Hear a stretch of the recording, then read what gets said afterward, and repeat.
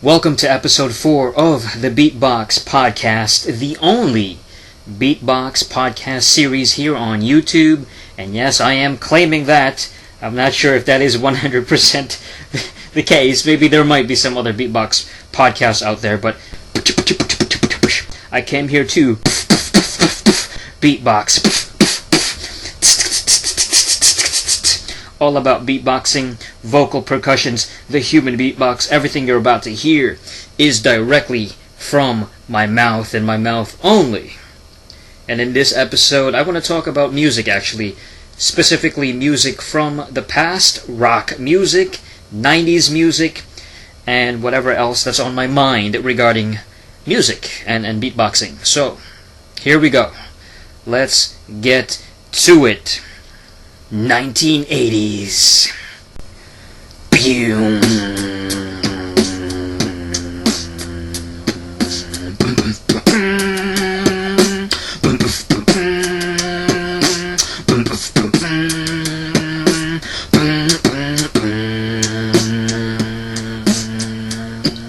A modern day warrior's a me guy. Today's Tom Sawyer, me right.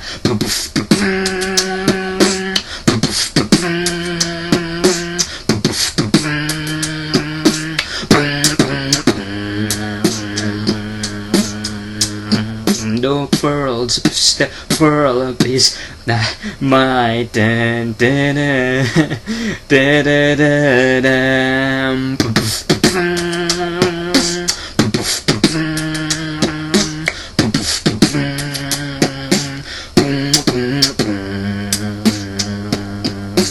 Late 1980s.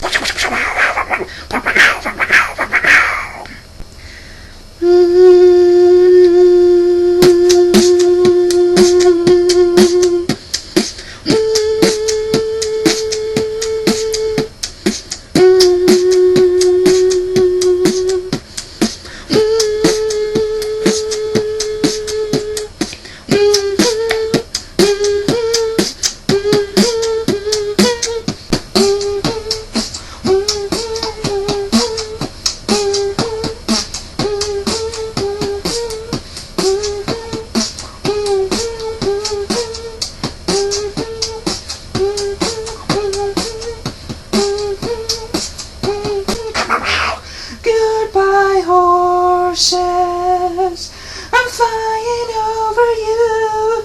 Goodbye, horses, I'm flying over you. Goodbye, bomber sound, I'm flying your perfume.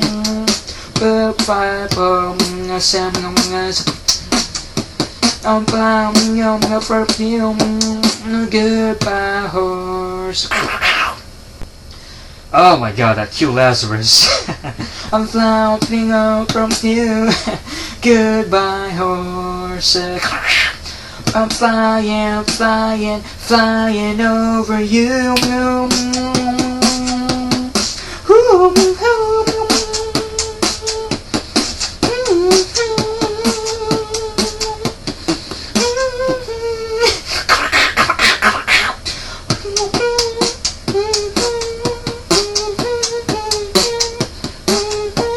That was a little bit shaky. That one's unfinished. The Goodbye Horses, Q Lazarus. Great song from the late 80s, and that's kind of that's a new wave song. But that came out in the late 80s when, new wave was kind of falling off. It wasn't as relevant as it seemed to be in the early mid 80s. But that's a classic, and that's been used in pop culture and media since then. You got the famous scene in Silence of the Lambs, in that dancing scene with I think it was Buffalo Bill, and would you like to me? I left me hard, and then the song starts playing. He tucks his genitals between his legs, and he's dancing around in women's clothing, and he's a serial killer, no, he's not trans. What is he? What's his thing? he wants to dress up like a woman, so he's, oh god, I don't even know what you'd call it, a hermaphrodite? I don't know. But he would tuck his genitals between his legs. He's a male, obviously, and his gimmick was that he would kill women and I guess peel off their skin so that he could wear it. That was the idea. I guess loosely based on Ed Gein, the weirdo creepo who I guess he would break into like female corpses' bodies, and he would try to extract their skin, and maybe I think he was also a serial killer, and it's just really weird and creepy. But I don't know how you go from beatboxing to talking about serial killers. It all ties in. It all ties in together. But back to that Goodbye Horses. I love that song. And you got that ominous looming, like...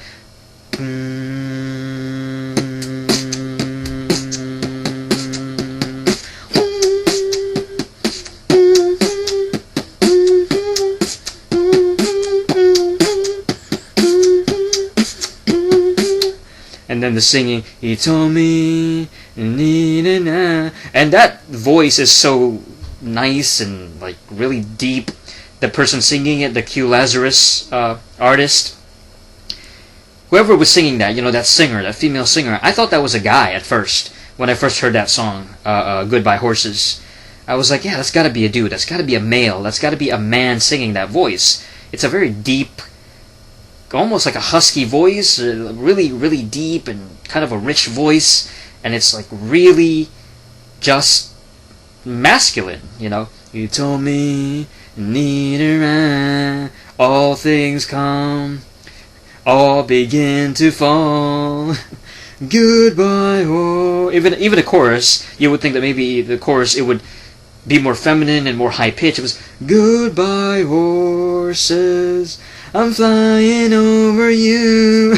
Goodbye.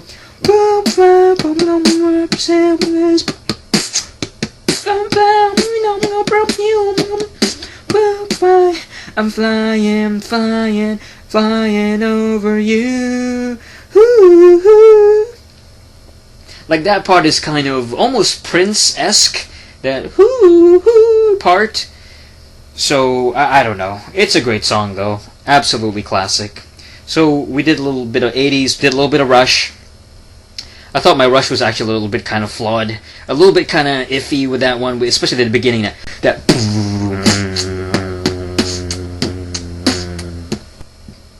wait a minute. Is that how... I'm trying to remember the drum pattern. When it starts to kick in with the intro, that...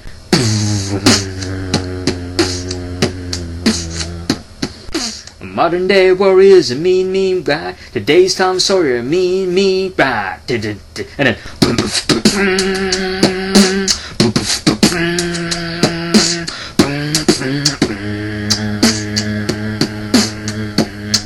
the world bump is the purple face. Now my love to be ready in time.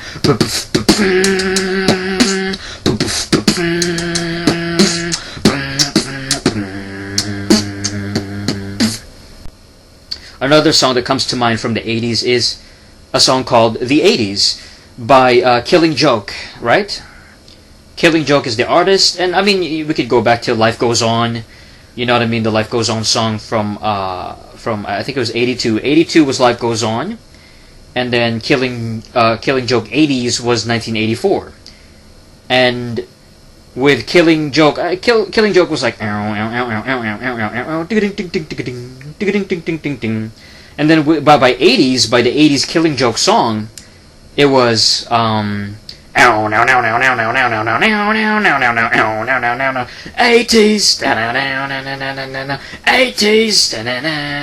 I mean, it was they really stepped it up, and it sounds a lot more. It sounds a lot heavier. It sounds a little bit more. There's more emphasis on the 80s, and then that would evolve into the early 90s, Nirvana, influencing Nirvana's music, and that would become I think Come As You Are, right? Come As You down now, come as you are. And then that whole, I guess you could call it a controversy, a little bit controversial when that joint came out.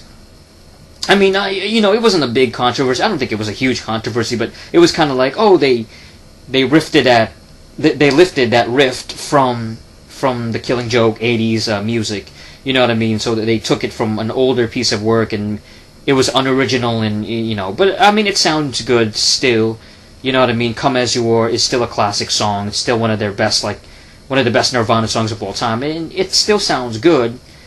Because I mean, it's really funny, that would influence the music of professional wrestling. I know I had that episode regarding pro wrestling themes, but then, I mean, Nirvana is one of those acts that influenced music in professional wrestling. Pro wrestling themes of the 90s. Music, DDP's theme song. You know what I mean?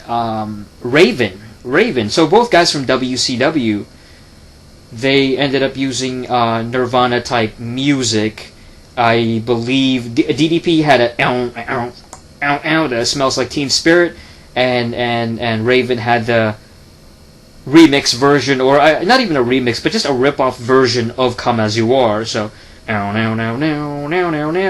then that would later evolve, which is kind of funny to me. It would evolve when he went to TNA, because Raven ended up in TNA, Total Nonstop Action, back in the early mid 2000s. That's when he started making appearances, and his theme song was a morphed version of Come As You Are, not even the Come As You Are WCW theme that he used. So you're talking about a weird, not even a transmutation, but just like a weird basis. It was like a rip-off of a rip-off of a rip-off of a rip-off. It was just weird generational from the 1980s, Life Goes On, and 80s by Killing Joke, and then early 90s Nirvana, and then mid-late 90s WCW, and then early 2000s. Like 20 years of the same riff basically being recycled again and again in different generations and in different types of media. Music, 80s, early 90s, music, mainstream music, grunge music, and then music for professional wrestling by the late 90s, early 2000s. So TNA had that, I guess it might be called Vapors, but I'm not sure if that's the actual title, but I believe it was produced by Dale Oliver, the Ravens theme song in TNA. So that one goes, ow, now, now, now, now, now, now, now. Now, now, now, now. It's a lot slower. The riff is a lot slower. Ow, now, now, now. Now, now, now. Ow, now, now, now. Vapors. It would have that vocal in it. Vapors. So it sounds a lot more early 2K, like angsty, angry, slow-paced, almost like a slow-paced new metal kind of song. It's kind of hard to describe, but like post-Korn and post Nine Inch Nails type of music. But regardless, I still want to talk about 90s music in beatbox form. So some of the things in the 90s that I really enjoyed, like the kind of music that I liked, is house music, which stems from the mid-80s Chicago type of club music, and then coming into forefront, becoming mainstream by the early 90s and part of that club scene. And one of the musicians I like is Robin Stone. And I think I've talked about this before, but that her you've got to show me love. Show me, baby. You've got to give it to me. There's that, and that's really famous. The Stonebridge remix, I think. That was really iconic.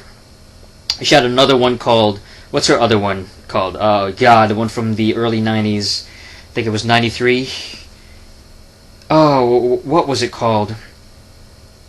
I know I included it in one of my videos, like 90s versus 2000s, or 70s versus 90s, I think, that one, 70s versus 90s music. Oh my god, what was it called? Oh yeah, Love for Love, or Love to Love. I'm giving you love for love. Do do do do do do do do do. I love that part. I love the little, like, that part. That I don't even know what you call that. That kind of rumbling, very strong R sound. Because they also had that with the Stonebridge Show Me Love remix. You know that. Oh, that.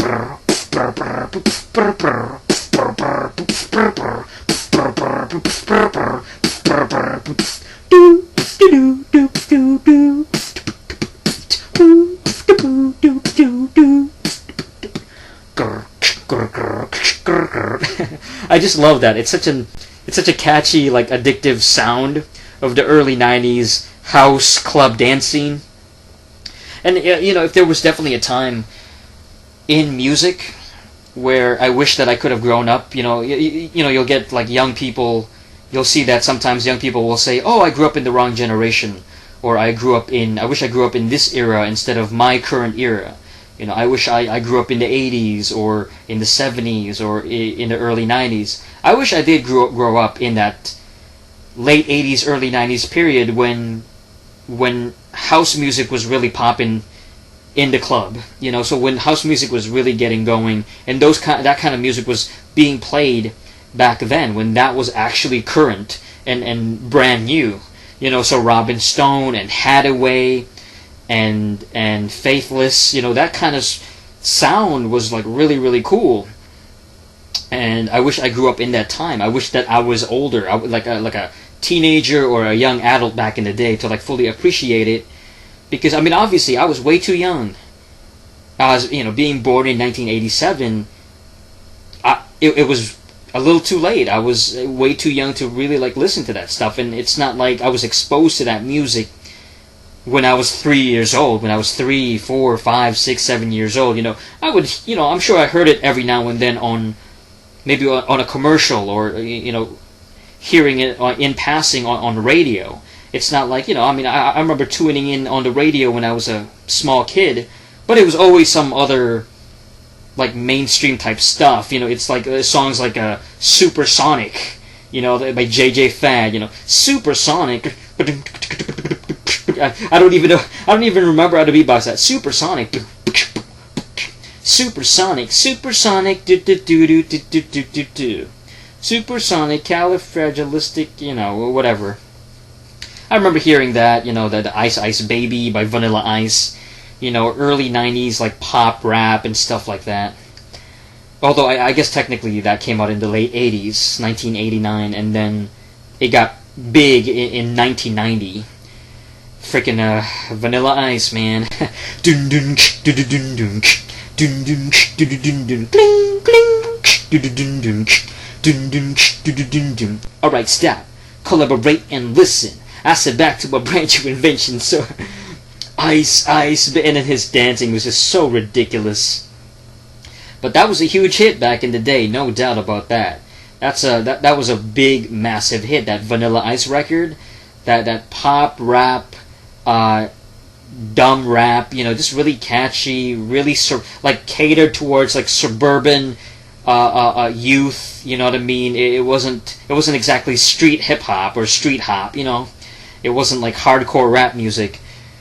But anyway, getting back to the house music. I mean, yeah, I love all that stuff, like Faithless and Robin Stone, and man, that stuff is so dope to me because, again, like, I wish I grew up in that early 90s period where I, as a teenager, technically I did grow up in it, but I was so young. I was like a toddler or whatever, 3, 4, 5 years old, that I was more into what little kids were into. You know what I mean? I was more into watching X-Men, the Uncanny X-Men, animated series. That was an awesome series, and Batman animated series, dun dun dun dun dun dun,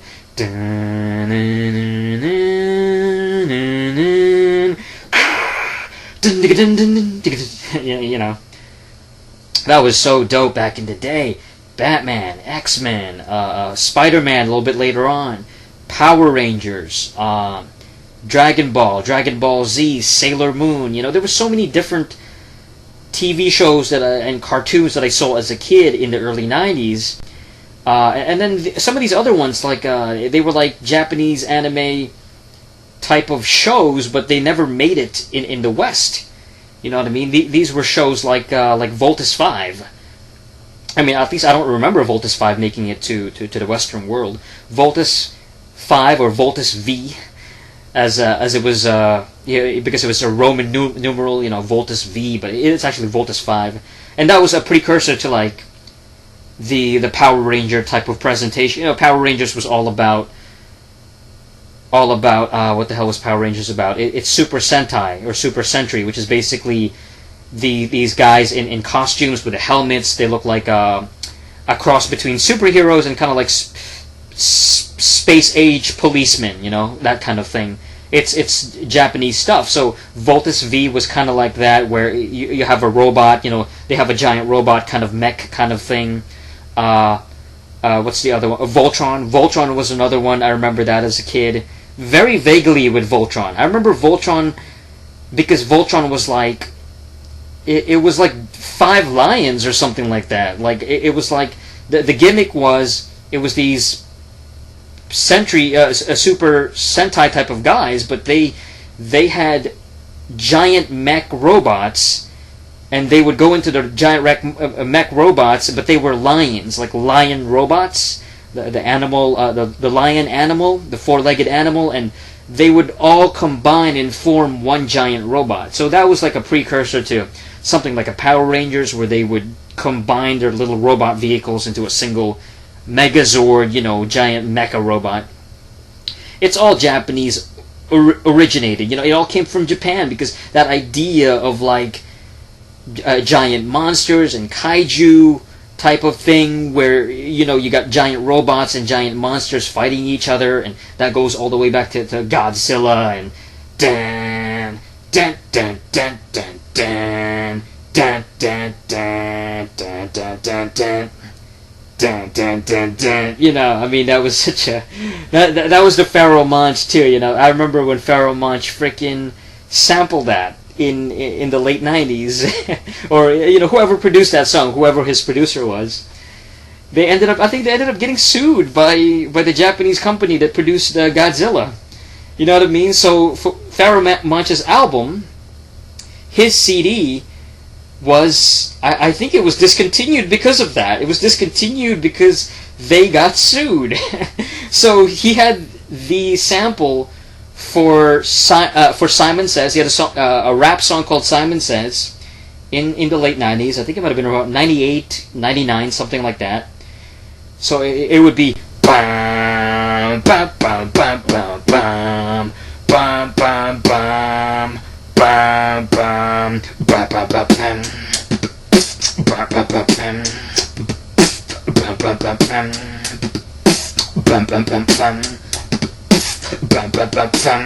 Get the fuck up! Simon Says, get the fuck up! I can't. I don't even think I'm doing that right. Honestly, I've never been able to do Simon Says. I know a lot of beatboxers. A lot of beatboxers have done that. Faith SFX, you know, and many other beatboxers throughout the years have done Simon Says, but I just can't get that right. That hold on, I think I'm burping. Oh God, yeah. I've never been able to actually do that beatbox, that sound, that dun dun dun dun into the actual beat. So bam bam bam bam bam, and then bam bam bam bam.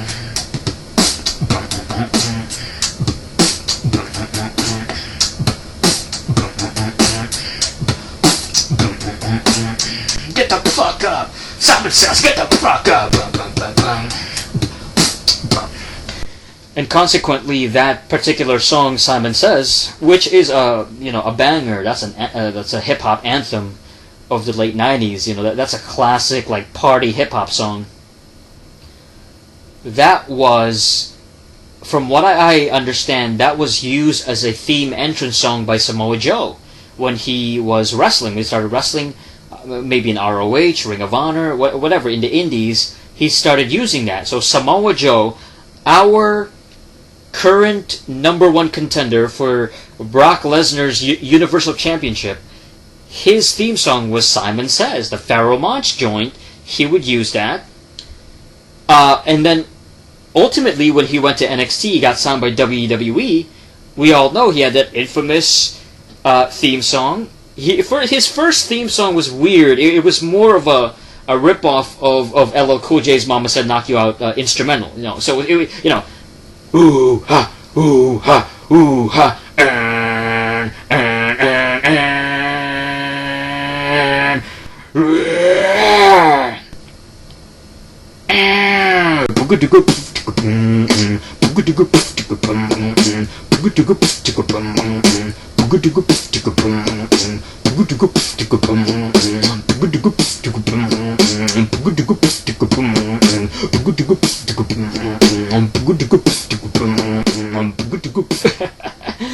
it sounded like a break beat. It sounded like a breakdance song. You know what I mean? Like a generic funk song from a funk hip hop song from like the early '90s. It sounded so stock. But that was based on Mama Said Knock You Out instrumental by LL Cool J, which I believe that one came out from the mid '90s. So it makes sense that it sounded '90ish or '90s-esque. Because with Mama Said Knock You Out was, don't call it a comeback.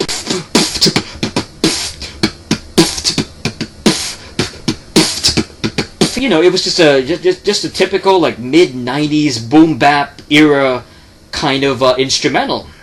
So of course with Samoa Joe's it was very, very simplistic. It didn't sound very good because it was way too outdated, to be honest, and it just didn't fit his character. So eventually it changed very quickly, and it turned into the Godzilla ripoff, I guess you could call it, or just a basis on the Godzilla sampled Simon Says by Pharaoh Monch. And I'm trying to remember the beat. So he would have that ooh ha,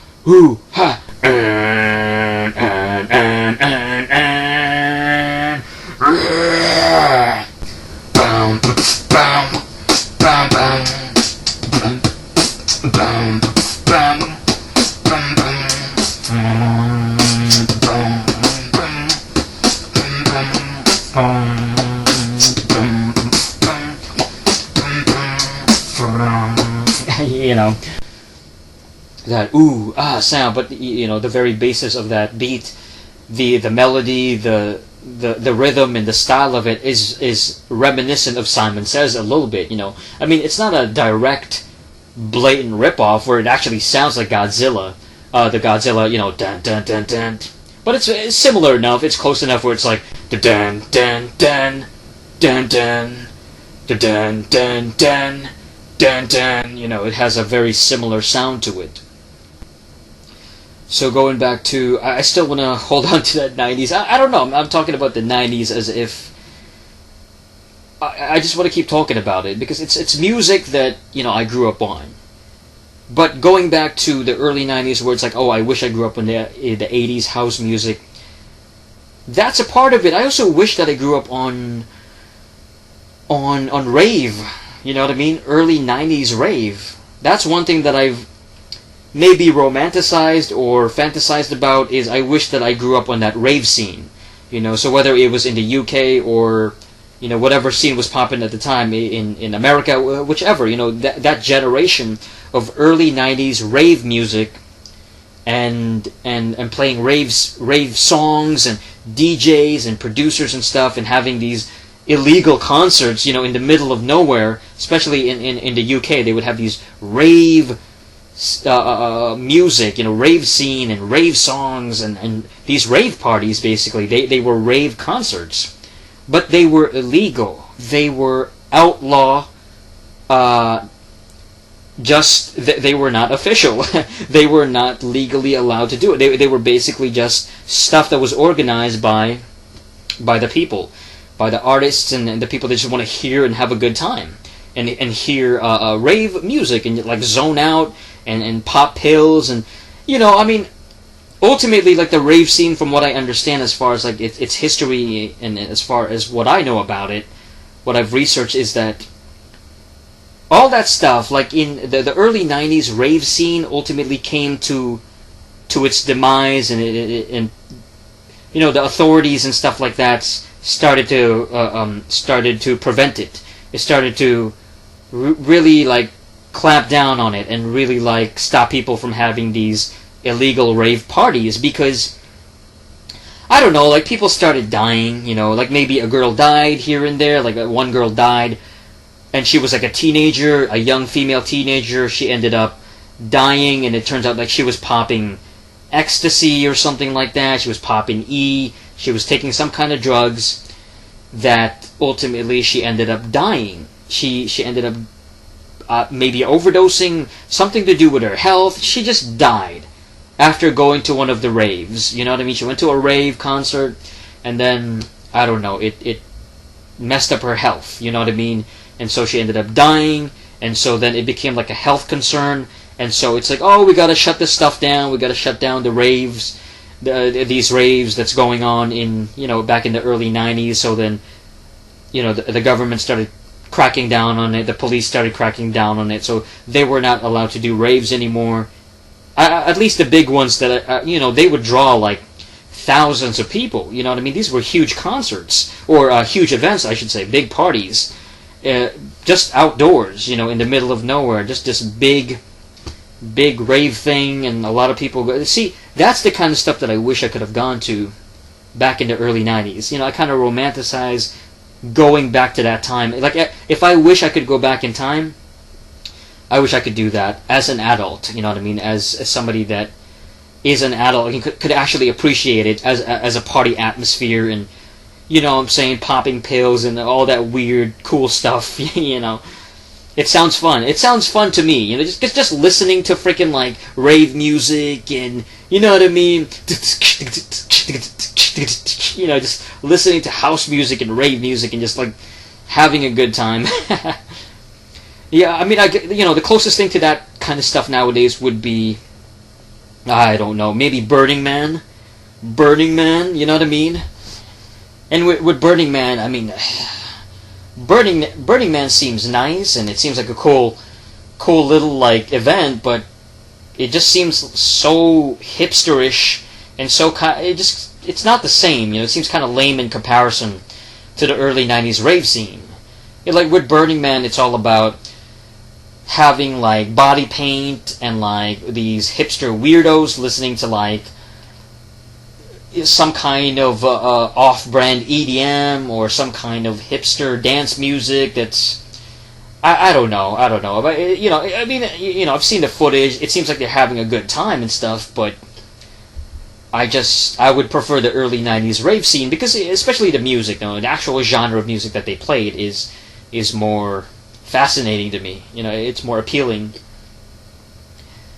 It just seems like a lost generation, you know what I mean? The rave generation of the 90s. It seems so long ago. Like holy crap, that was 25, 26, 27 years ago, if not like 28, 29 years ago, back in the early 90s. Like, Fantasia and all that stuff. You see the famous Fantasia flyers, and it just looks really, really cool. I don't know. And then you have artists like, what's his name? Oh my god. Faithless, with songs like Insomnia, which I know Faith SFX, he does a cover of Faithless. You know what I mean? He does a cover of Insomnia. And that's not an easy freaking song to mimic, especially via beatboxing. I've never been good when it comes to, especially when it comes to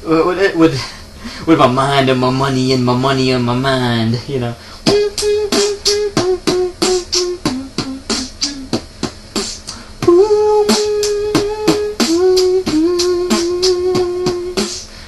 I woke up in the dead with the big surprise, but we did nothing. Absolutely buff kiss that day. I said, what the hell am I doing drinking in LA at 26? I got the fever for the flavor. And then I love the part where it's like bow play, bow play, bow bow play, LA, LA, LA, hell, LA, LA. Because you know, one thing I love about that song is the lyrics. The lyrics is so not realistic, but there's a certain charm to them. There's a certain melancholy to it, where the female singer is talking about. She's talking about, what the hell is she doing? What am I doing? Drinking in L.A. You know, drinking. I guess presumably alcohol. Getting wasted. Getting drunk in Los Angeles, you know what I mean? What am I doing in LA, California, drinking at 26 years old? And I remember listening to that song when I was 26, you know. I've been listening to that song for a long time, but like, when I turned 26, so this was, I guess it was like 4 years ago, and me just like traveling, you know what I mean, across the sky trains and stuff like that, and just riding the train and the bus, and just listening to that song, what the hell am I doing drinking in LA at 26? And I'm like, yep. Like I could actually for once relate to the lyrics. I could relate to the song just for that brief period of when I was 26. Like, yep, I'm 26. It's like, yeah, what the hell am I doing with my life? You know what I mean? 26 years old. And so something about those lyrics really, they encapsulate the 90s really well. The beat, the instrumental, the feeling, that melancholy 90s, like post-grunge, you know, angsty kind of generation where everything is very cynical. That's the number one word that I would describe the 90s pop culture is cynical. Especially music. It was always cynical. What the hell am I doing drinking in LA at 26?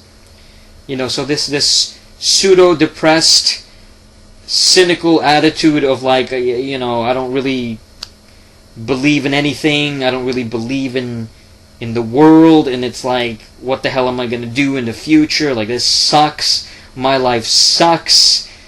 Everything sucks. It's like, I hate this bullcrap existence. You know what I mean? So it's always some kind of I don't know, like introspective reflection of crappy lifestyle, I guess, of the 90s, you know what I mean? Like this post-grunge, crappy, desperate, not even desperate, like this crappy attitude that people had. Like people just didn't have any hope for the future. Everything was like a downer. It was cynical. It was like a lack of trust into anything regarding authority, regarding the government, regarding your own life, regarding living, regarding just like this life sucks and I don't give a crap anymore. It's like I don't give a ish anymore. This life is just why am I living this crappy life, you know? What am I doing here? What am I doing here living life? And that was like the theme of many of those 90s bands and 90s lyrics. You know what I mean? I don't know. It's a lot of self-reflection. It's a lot of like, oh man, what the hell's gonna happen in the future? Like this is trash. You know, just 90s cynical attitude. Not believing in anything. You know, just a lack of confidence in anything that might be seen as like, wow, maybe the future could be good. The future could be dope. There could be hope in the future. You never know. You know, you might end up married to your love, the love of your life, and you'll live in a picketed fence house, and you know, with 2.5 kids, and you'll have that 9 to 5 job and everything's going to be alright, everything's going to be fine, you're going to live a happy, long, healthy lifestyle. But it's like, what the hell am I doing drinking in LA at 26? I got the fever for the flavor, da-da-da-da-da-da-da. And then at the end of the song, she's like, and it sounded almost like she's saying Helle instead of LA. Like, LA, LA, LA, Los Angeles, but it's almost like she's saying Hell A. Hell A, Hell A, Hell, Hell A, Hell A. Like hell, like she's saying hell. Like I'm living in hell. This life sucks. I'm a cynic. I'm cynical. This life is garbage. Just that Generation X, I guess, that post-80s, coming from that early mid-90s period of, people like Bill Hicks, comedian Bill Hicks and his cynical attitude, and people like that, gangster rap, people like Tupac. I see no changes. All I see is racist faces. Misplaced hate makes disgrace to races. Just very cynical, kind of angry, just frustrated, just frustration, just a lot of frustration in the 90s.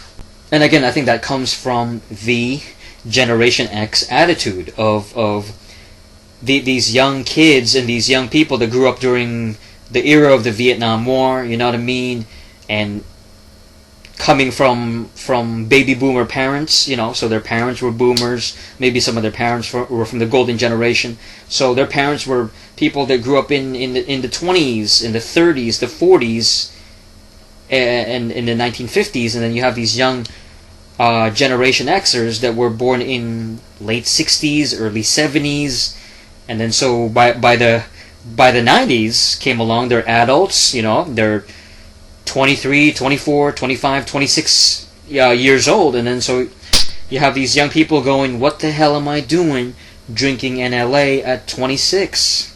I see no changes. All I see is racist faces.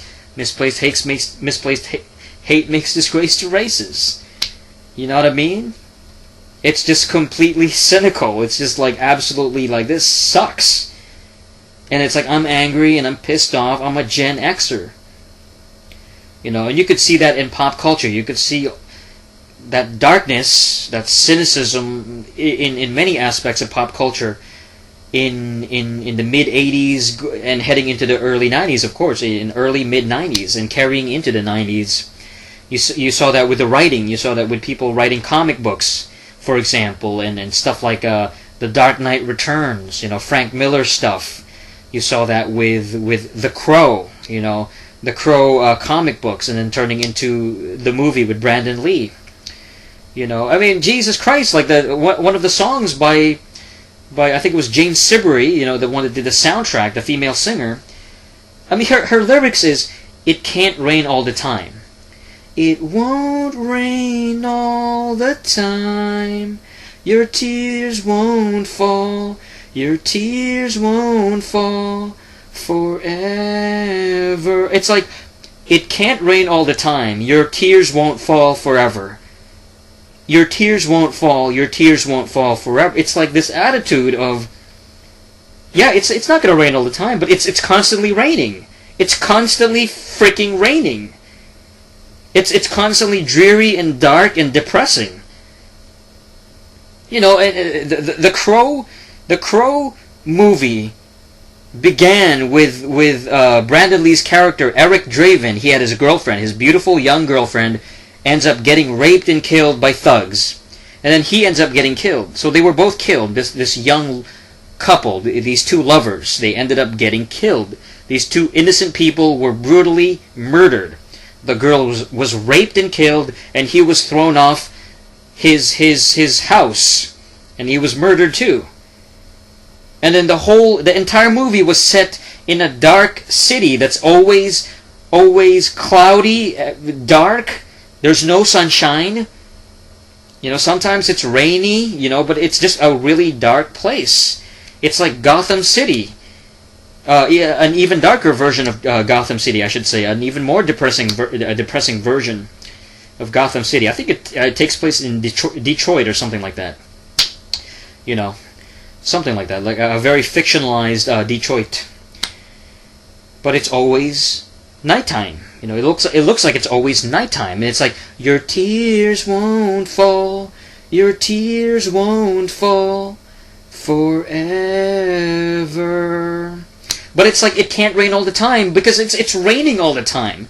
Like the melancholy of that song, Jane Siberry's song in that damn soundtrack is, well, it can't rain all the time. You know, your tears won't fall forever. You're not going to be crying all the time. But it's a very depressing movie in many ways. It's very melancholy. It's very sad. It's very depressing. It's very cynical. You know, that was the attitude. That was the attitude of the early 90s pop culture. You know, even something like Batman Returns. Batman Returns was kind of a dark movie, a little bit dark, you know. It was very dark in tone, in visual. You know, Catwoman's character. God, I remember Catwoman's character played by Michelle Pfeiffer. And her character was like this really angsty, pissed off, cynical woman. She was always cynical, and she was you could never trust her. And she never trusted anybody. You know, at the end of that movie when she was obviously like in love with what's his name, the Batman character played by Michael Keaton. Yeah, you know, Batman. Michael Keaton's character. There was some kind of romance. Obviously, there was a kind of romantic thing there, but she was like, "Well, we can't be together. You know, you can't rescue me because I'm insane. I am psychotic and I'm insane. I've lost my mind. I've been hurt way too much, and I've been fucked. I have been effed over. Sorry for cursing. I've been screwed over too much. You know, I'm mentally damaged. She's damaged goods. I can't be with you, so I'd rather commit suicide."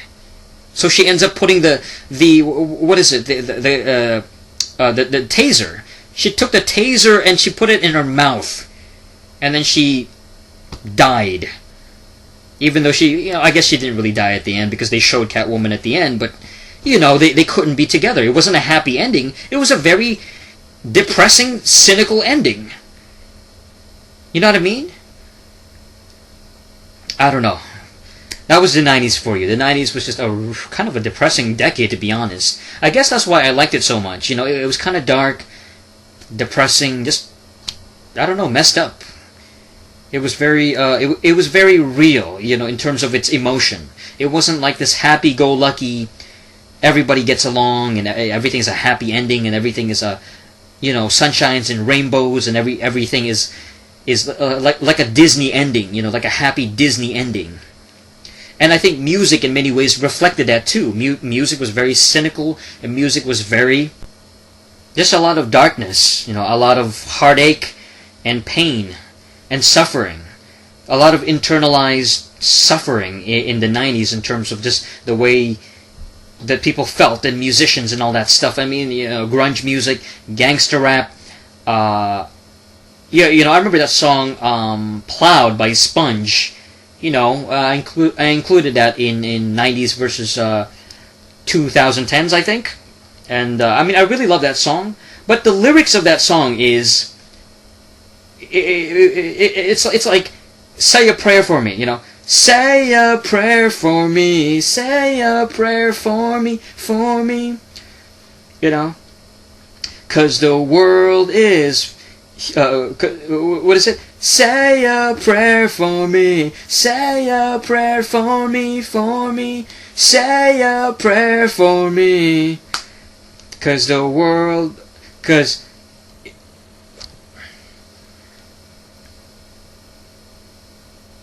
say a prayer for me, you know, in a world full of human wreckage. In a world full of human wreckage. In a world of human wreckage. 'Cause well, what is it? 'Cause I'm plowed. Oh, God, I'm forgetting the lyrics. Say a prayer for me, in a world full of human wreckage. 'Cause I don't know. 'cause I'm plowed into the sound and I can't touch the ground. I'm plowed into the sound. I mean, again, I love the song. I love the lyrics to it, but it's such a... God, that song is cynical as hell. It's like really depressing. The lyrics are just a downer. Will I wake up... Will I wake up? Some dream I made up. No, I guess it's reality. What will change us? Or will we mess up? Our only chance to connect with a dream. Say a prayer for me, say a prayer for me. I'm buried by the sound of a world of human wreckage. In a world of human wreckage, where I'm lost and I'm found and I can't touch the ground. I'm plowed into the sound. Where I'm lost and I'm found and I can't touch the ground. I'm plowed into the sound. Yeah, and then the second verse. To see wide open, to see wide open with a head that's broken. Hang a life on some tragedy. Plow me into the ground it covers, the message that is the seed. Say a prayer for me. Say a prayer for me. Say a prayer for me. Say a prayer for me. I'm buried by the sound of a world of human wreckage. In a world of human wreckage. In a world of human wreckage. Oh god, yeah, that's a little bit depressing. So that's it for this episode of Beatbox Sessions, episode 4. Yeah, I don't want to end it off on a downer, but that was the 90s for you. The 90s, at its very brief summary, a very depressing decade in terms of music, but also very innovative, a lot of catchy songs, but it was definitely very cynical and just nothing was to be trusted, and there was no hope. It almost felt like everything was hopeless in the 90s, you know. So like I said, yeah, that's it for this episode. Thank you guys for checking this out, and actually check out the rest of the channel for more episodes of this Beatbox Sessions. Hopefully there's more to come, because there's a few more routines that I want to get to. But for now, I gotta get going. So thank y'all for watching, and until next time, peace!